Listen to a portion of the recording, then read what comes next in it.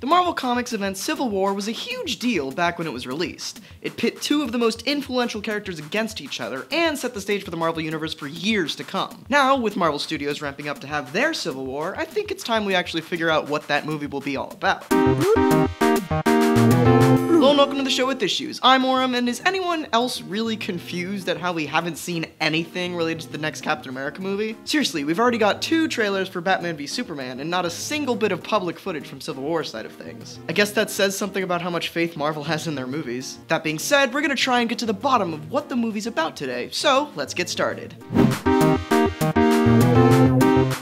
So obviously our first hint at what Civil War is all about is right in the name. Back in 2006, the major Marvel event known as Civil War struck up, and it all started when the New Warriors, a group of C-list superheroes who apparently had a TV show, discovered a house full of supervillains. They, along with their show's crew, headed to the house to fight the villains to boost ratings on the show. What they didn't know, however, was that Nitro, a man with the power to create huge explosions without harming himself, was among the supervillains in the house. The New Warriors did their best to fend off the baddies, but Nitro quickly grew tired of the fight. He blew up and killed everyone within a few miles radius, including hundreds of civilians. This caused an explosion, no pun intended, in the media, and even sent huge rumblings through the US government. The government eventually decided to introduce a Superhuman Registration Act, which would force anyone with superhuman abilities to register themselves with the government, providing your full name and power set, along with mandatory SHIELD training and agent status. If you did not comply, no matter what, you would be arrested. This didn't sit well with a major percentage of the superhuman community, and it quickly caused sides to be formed led by Iron Man in support of the act and Captain America against the act. Inevitably, a civil war broke out, not without its fair share of tragedies, which came to a head in a massive battle in the heart of New York City.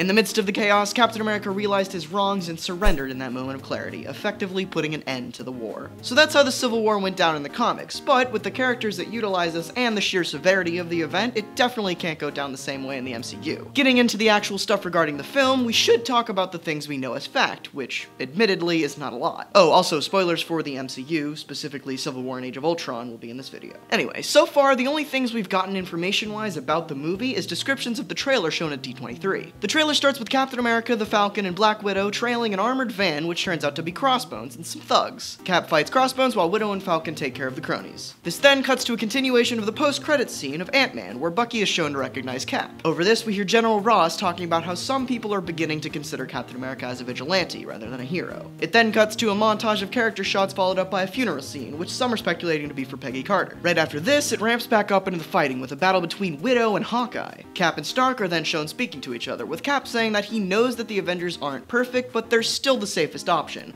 while Stark speaks about how boundaries are necessary to set themselves apart from their enemies. The trailer ends with Ant-Man being introduced to Cap and supposedly the rest of the new Avengers, and he's just starstruck and stumbles over his words while being his Paul-ready self.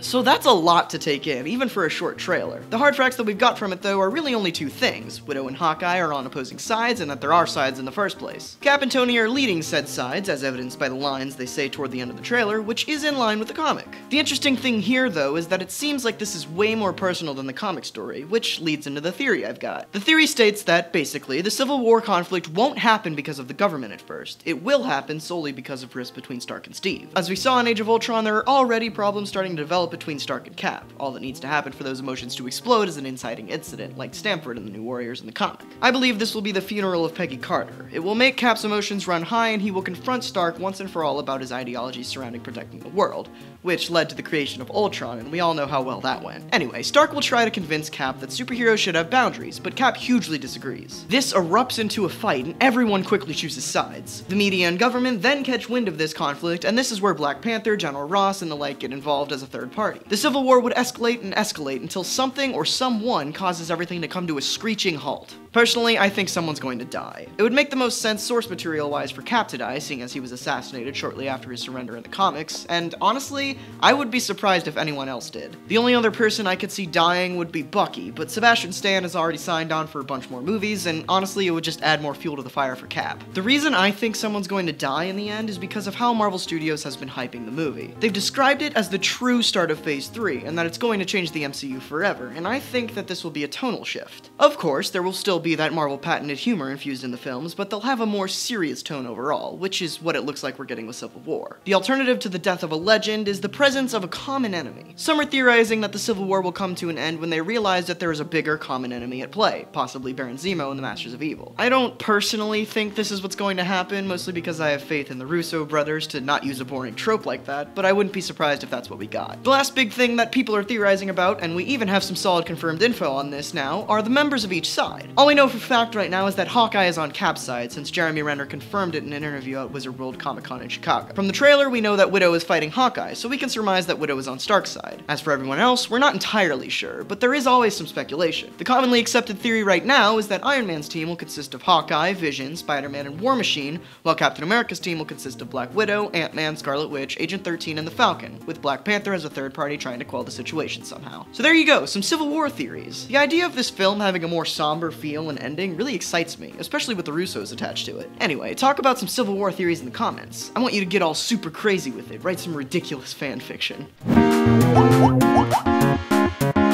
I refuse to believe that it's already the last week of August. Dating this episode aside, I'll be getting 6 titles including Spider-Woman issue 10, Old Man Logan issue 4, and Civil War issue 3. Secret Wars is coming ever closer to ending, and with it are some awesome tie-ins. I don't think I've been totally let down in months. Really good stuff in my opinion. The rest of my pull list is in the description. But that's it for this week. Like I said earlier, talk about some Civil War theories and maybe even the future of the MCU in the comments. Also, if you want more of this type of thing, I did an episode on some Thor Ragnarok theories a couple months back, so check it out. Anyway, thanks for watching. Next time, I read a story about a girl who really doesn't like mutants, but she becomes a mutant, and she's related to the main character of the book. So it's really coincidental. But don't worry, she's not a very popular X-Men's daughter. Can you tell I'm bitter about something? Woo!